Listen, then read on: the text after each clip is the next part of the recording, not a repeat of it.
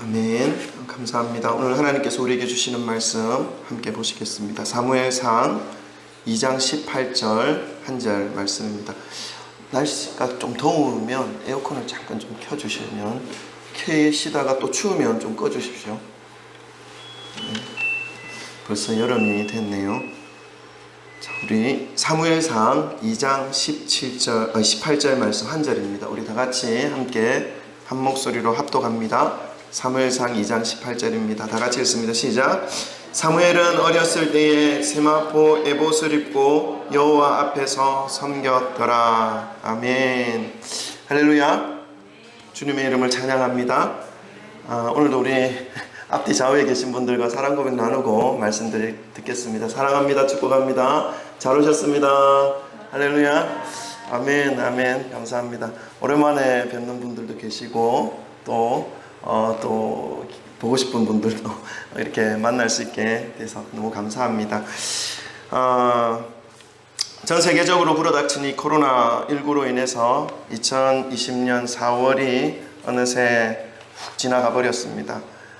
대한민국에는 하나님의 은혜로 조금씩 잦아들게 되었는데, 계속해서 이 한 자리의 확진자 수를 유지할 수 있는 그 모습들을 보면서 참 하나님께 감사드렸습니다. 그리고 코로나 바이러스를 막기 위해서 정말 땀을 흘리며 고군분투했던 그 의료진들과 그리고 행정당국 관계자들의 땀과 수고에 큰 감사를 드리지 않을 수가 없습니다. 어느새 또 5월이 되었습니다. 그리고 오늘은 어린이 주일입니다. 보통 초등학교를 다닐 때까지의 아이들을 어린이라고 하더라고요. 그리고 또 우리 교회도 어린아이가 있습니다. 초등학교 5학년. 자, 자기가 어린이라고 생각하는 친구 손 한번 들어봅시다. 왜 안? 네, 있습니다. 우리 지금은 한 명이지만 점점 더 많아질 줄 믿습니다. 여러분, 교회나 가정이나 어디에나 아이들은 있어야 합니다. 그냥 아이들만 있어서 되는 것이 아니고, 이 아이들, 어린아이들이 바른 가치관으로 성장하여야 하는 것이지요. 가정에서는 물론이고 교회에서 그리고 사회와 국가에서 이 아이들이 존재하는 것으로 인해서 감사가 넘치고 기쁨이 넘치게 하는 그러한 존재로 자라날 수 있도록 끊임없는 관심과 기도와 사랑과 훈육이 있어야 하는 것입니다. 아이들과 관련해서 이 시대의 가정들을 돌아보면 참 좀 안타까운 일들을 접할 수가 있습니다.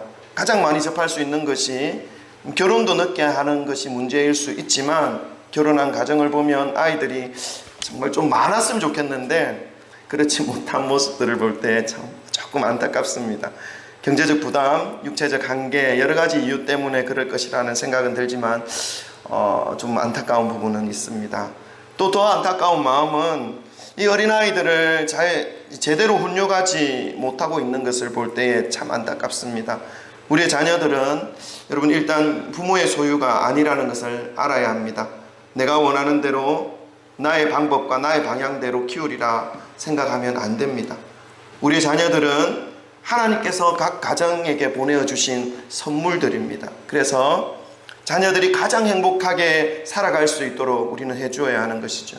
그러면 어떻게 하면 이 자녀들이 가장 행복한 삶을 살아갈 수 있습니까? 그것은 하나님께서 이 땅에 그들을 보내신 그 목적을 알고 그 목적대로 살아갈 때에 가장 행복합니다. 가장 보람된 삶을 살아갈 수가 있다는 것이지요. 그렇게 살아가게 될 때 우리의 자녀들이, 우리의 조카들이, 우리의 손자, 손녀들이 어디를 가든지 가는 곳마다 다른 사람들에게 힘이 되어줄 수 있고, 가정과 교회와 사회와 국가에 선한 영향력을 흘려보낼 수 있는 정말 없어서는 안 될 소중한 사람으로 살아갈 수 있게 되는 것입니다. 그렇다면 여러분, 우리의 소중한 자녀들, 하나님께서 각 가정에게 허락해 주신 이 소중한 선물들을 어떻게 훈육하고 양육하여야 하는 것입니까? 오늘 이런 관점에서 오늘 본문 말씀에 등장하는 사무엘이라고 하는 어린 아이의 모습을 함께 살펴보기를 원합니다.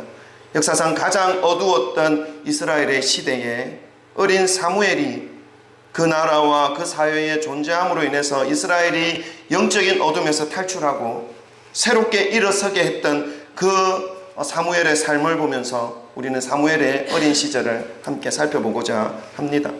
역사적으로 어둠을 뚫고요, 역사적인 그 어두움을 뚫고 다윗 시대의 찬란한 영광을 열어준 인물이 바로 사무엘이기 때문에 그렇습니다.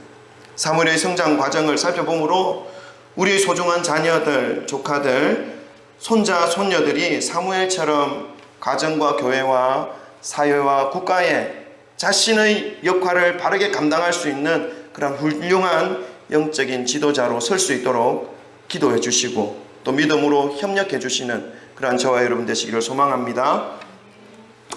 첫 번째로요, 먼저 우리는 사무엘이라고 하는 그 이름의 의미를 함께 살펴보기를 원합니다. 사무엘이라고 하는 그 이름의 의미는 여호와께서 내 기도를 들어주셨다라는 의미의 뜻을 가진 이름입니다. 기도와 밀접한 연결되어 있는 그런 이름이라는 것이지요. 실제로 이 사무엘의 어머니가 누구였습니까? 한나입니다. 한나가 이 사무엘을 낳을 그 당시의 상황을 기억한다면 한나가 그의 아들 이 사무엘을 왜 사무엘이라고 했는지, 나의 기도를 들어주셨습니다 라고 하는 그 의미를 가지고 있는 그 이름을 왜 붙였는지를 우리는 알 수가 있습니다. 사무엘상 1장 4절부터 10절까지의 내용의 한나의 상황을 설명해 주고 있는데요. 제가 읽을게요.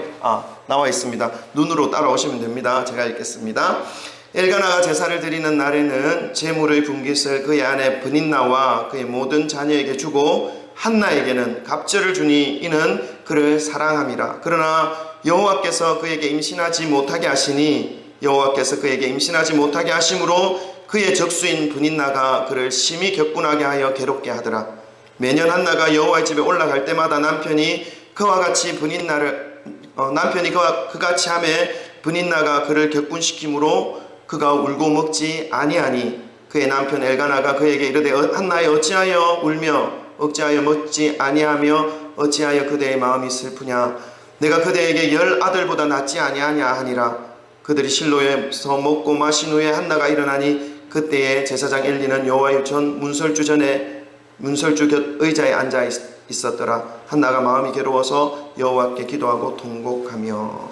오늘 말씀을 보면요, 한나가 아이를 갖지 못하는 그런 상황들에 대해서 말씀을 해주고 있습니다. 그런데 한나가 아이를 갖지 못했던 이유가 무엇이라고 기록되어져 있습니까?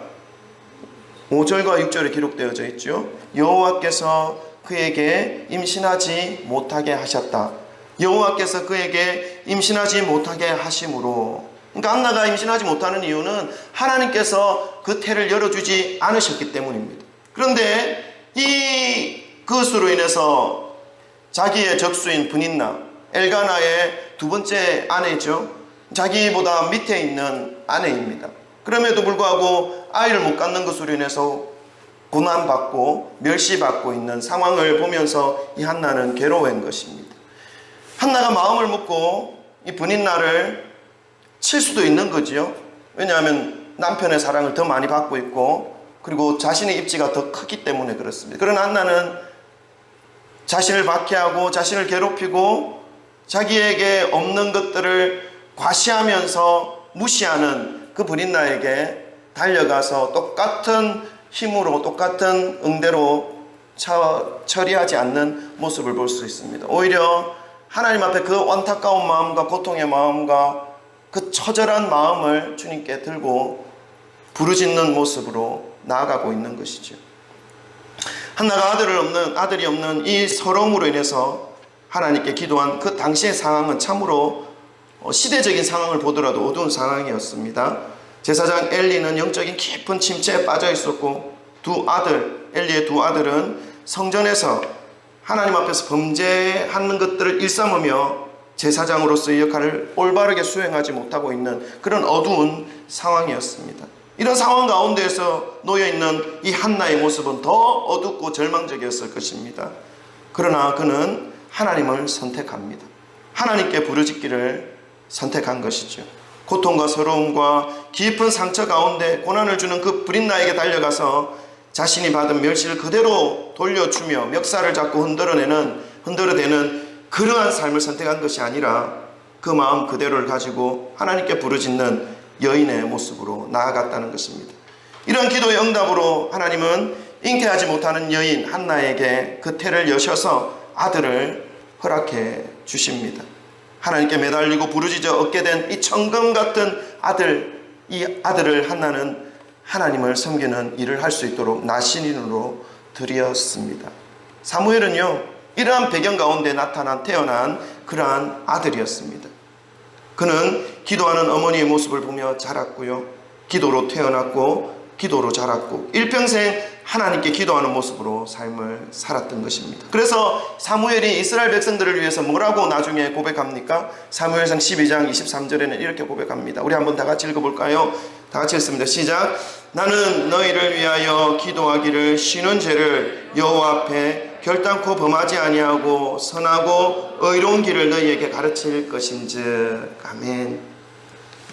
평생 기도하기를 쉬지 않겠다라고 고백하고 있는 이 사무엘의 모습을 볼 수 있습니다. 결국 하나님의 말씀이 선포되어지지 않아서 영적인 깊은 절망과 어둠 속에 있었던 이 이스라엘과 주님의 백성들에게 다시금 하나님의 말씀이 선포되어지게 함으로 하나님 앞에서 존귀한 민족, 거룩한 민족으로 회복시키는 거룩한 주님의 도구가 될 수 있었던 것입니다. 무엇을 통해서요? 기도를 통해서 그렇다는 것입니다. 사랑하는 성도 여러분, 우리의 자녀들, 우리의 조카들, 우리의 손자, 손녀들에게 기도의 본을 보여주시기를 소망합니다. 그리고 우리의 어린 자녀들, 조카들, 손자, 손녀들에게 기도의 자리로 초청해 주셔서 기도로서 훈육하시기를 주님의 이름으로 축원합니다. 우리가 주님 앞에서 그들을 위하여 기도하고 있는 한, 또한 그 어린 자녀들, 조카들, 손자, 손녀들이 주님 앞에서 기도하고 있는 한, 그들이 아직 어리다 할지라도 그 기도의 영양분을 받아서 하나님 앞에서 늘 강건하여질 것이고, 또 주님의 그 거룩한 도구들이 되어서 이들로 인해서 이들이 가는 곳마다 가정과 교회와 사회와 국가뿐만 아니라 더 많은 사람들을 살리는 영적인 도구들로 사용되어질 수 있을 것입니다. 기도의 시간을 사용하시기를 주님의 이름으로 축원합니다. 아멘. 둘째입니다. 두 번째는요, 사무엘의 모습을 우리가 보면서 우리 어린 자녀들, 다음 세대들을 어떻게 훈육하고 양육할 것인지에 대해서 우리 살펴보는데, 두 번째는요, 사무엘은 세마포 에봇을 입었습니다 라는 것입니다. 우리 18절 말씀 한번 더 읽겠습니다. 오늘 본문 말씀 18절 말씀 읽겠습니다. 시작. 사무엘은 어렸을 때에 세마포 에봇을 입고 여호와 앞에서 섬겼더라. 아멘. 여러분, 세마포 에봇을 입었다라는 것의 의미는 비록 사무엘이 어렸지만 구별된 삶을 살았다라는 것을 의미합니다. 본문의 이 세마포에 해당되는 히브리 말은요, 몰라도 됩니다. 그러나 좀 더 본문의 의미를 깊이 파악하기 위해서 제가 알려드립니다. 히브리어 바드라는 단어를 쓰고 있는데, 이 단어의 뜻은 세마포 옷, 흰 옷, 제사장의 옷, 이런 의미들도 있지만 동사로 쓰이는 때도 있습니다. 홀로 되다라는 뜻이 있습니다. 이 세마포 에봇은 제사장들이 입는 옷을 의미합니다. 그 옷의 의미는 거룩함과 순결함, 정결함을 상징하는 그런 옷이지요. 무슨 말씀입니까? 사무엘은 어릴 적부터 구별된 삶을 살았다는 것입니다.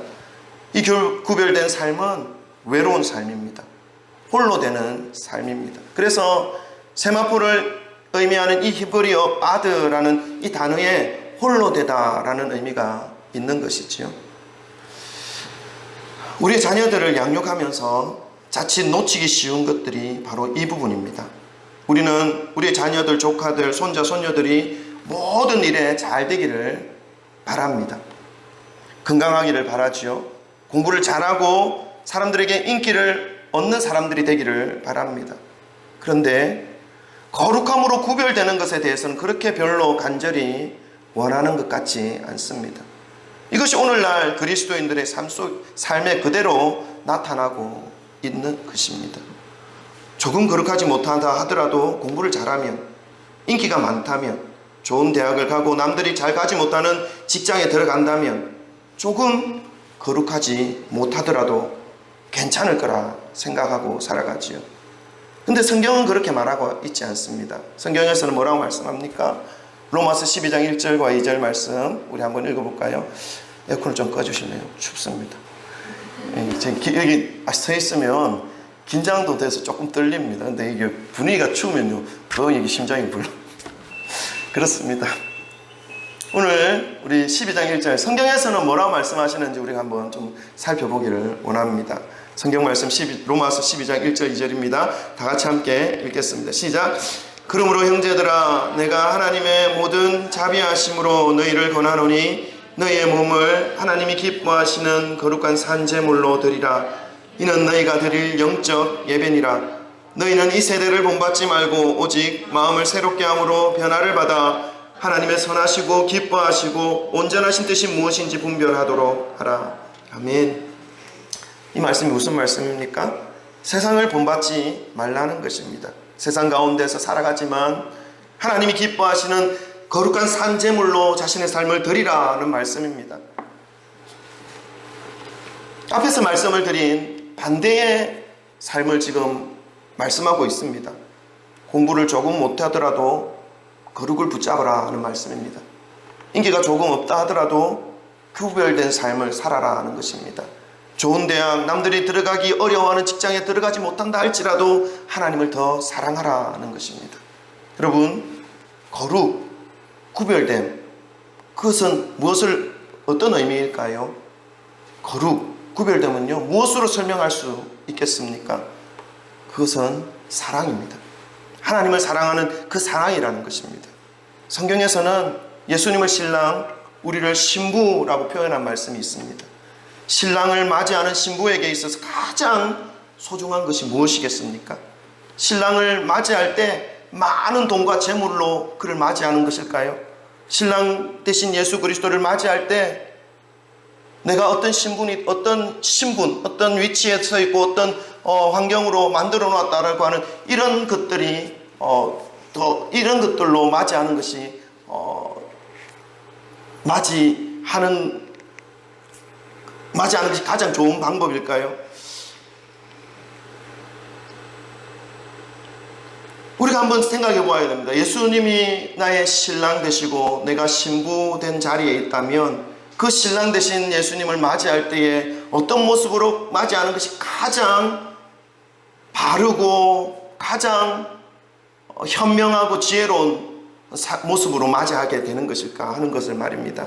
아무리 많은 재물을 가지고 신랑을 맞이한다 하더라도, 아무리 높은 지위와 신분을 가지고 신랑 되신 예수님을 맞이한다 하더라도 그 삶이 구별되어 있지 못하다면, 거룩함과 정결함에 대해서 별로 생각하지 않고 적당히 다른 사람들과 즐길 것 즐기면서 쾌락 속에서 살아가는 그러한 신부가 있다면, 이 신부는 이 신랑을 맞이하는 것에 대하여 합당하게 맞이하고 있는 것이겠습니까?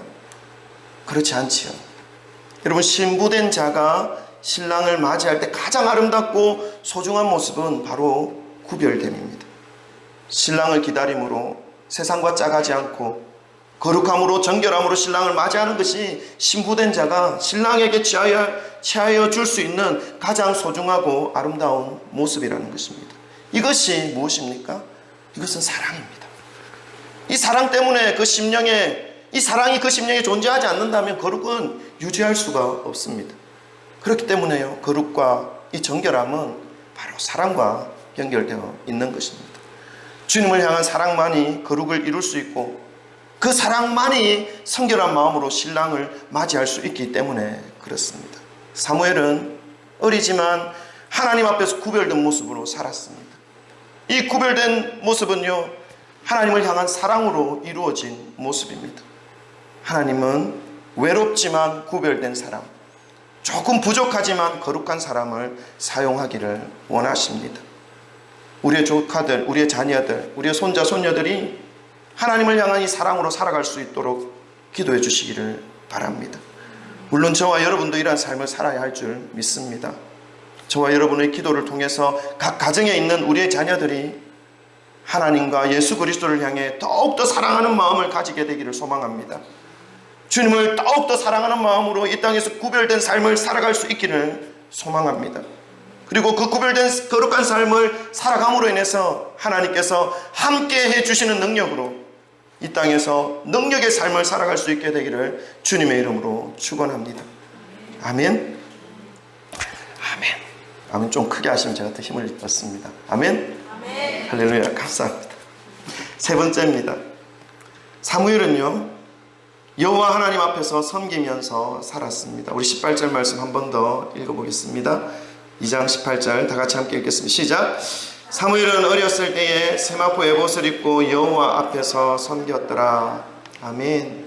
마지막 부분에서 어린 사무엘은 여호와 하나님 앞에서 섬겼다라고 말씀하고 있습니다. 여호와 하나님 앞에서 섬겼다 라고 할 때 이 섬겼더라라고 해당되는, 여기 이 말씀에 해당되는 단어는요, 히브리어로 사라트라고 되어 있습니다. 그 의미는 봉사하다, 섬기다, 예배하다 라는 의미이죠. 이 말씀은 이 사무엘이 비록 어린 아이의 모습이었지만 하나님께 예배하는 어린이였다라는 것을 말씀해 주고 있습니다. 사무엘이 그의 어머니 한나의 기도 소리와 기도하는 모습을 보면서 자라났기에 자신도 하나님 앞에서 기도하기를 쉬는 죄를 범하지 않을 것을 선포하며 끝까지 기도하고 있는 그런 삶을 살았던 것이죠. 뿐만 아니라 거룩한 삶, 구별된 삶으로 하나님에 대한 사랑을 붙잡으며 살아간 사람입니다. 이러한 기도의 삶, 이러한 거룩하고 정결한 삶을 살아갈 수 있게 하는 그 삶의 중심, 삶의 터전, 삶의 바탕이 바로 무엇입니까? 그것이 바로 예배입니다. 하나님 앞에 섬기는 삶, 예배하는 삶이라는 것을 오늘 본문 말씀은 사무엘을 통해서 우리에게 알려주고 있습니다. 그래서 주일마다 하나님 앞에 예배드리는 것이 우리 어린 심령들에게 뿐만 아니라 우리들에게 얼마나 복되고 귀한 일인지를 우리는 깨달아야 하는 것이지요. 그래서 저희 교회는 9시에 주일학교 예배를 드려요. 작년 9월부터 예배를 드렸는데 아이들이 많이 나올까요? 적게 나올까요? 3명 나. 우리 집 아이들. 9시에 이제 예배 드린다고 몇 번 전도를 이제 지나갈 때 아이들에게 또 해봤는데 못 일어나요, 요즘은. 9시에 못 일어나더라고요. 11시, 일찍 일어나는 아이들이 11시, 뭐 1시까지 자는 애들도 있고요. 그래서 이 예배를, 우리 어린 주일학교 예배를 옮길까, 오후로, 이런 생각도 해봤습니다. 그런데 그냥 계속 하려고요. 이게 맞다라는 생각이 들어서. 그래서 계속 합니다. 어쨌든 어찌 될지 모릅니다. 그러나 합니다.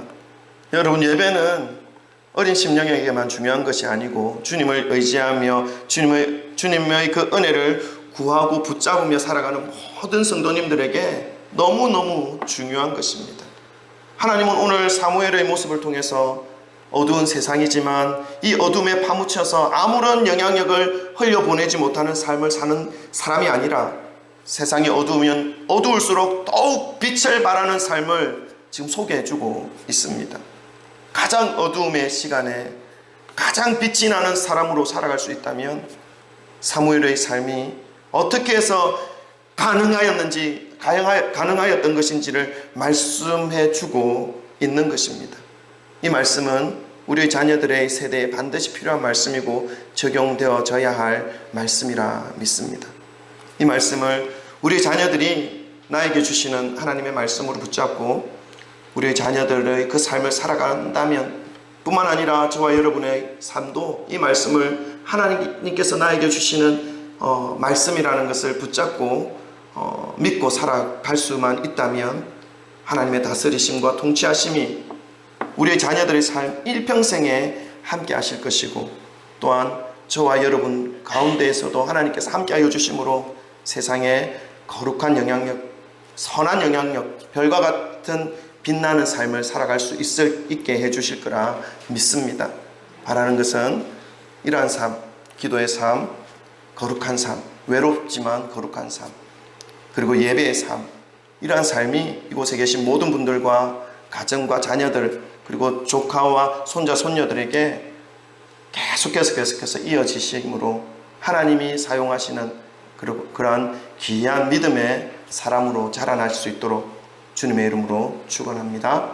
아멘. 기도하실까요?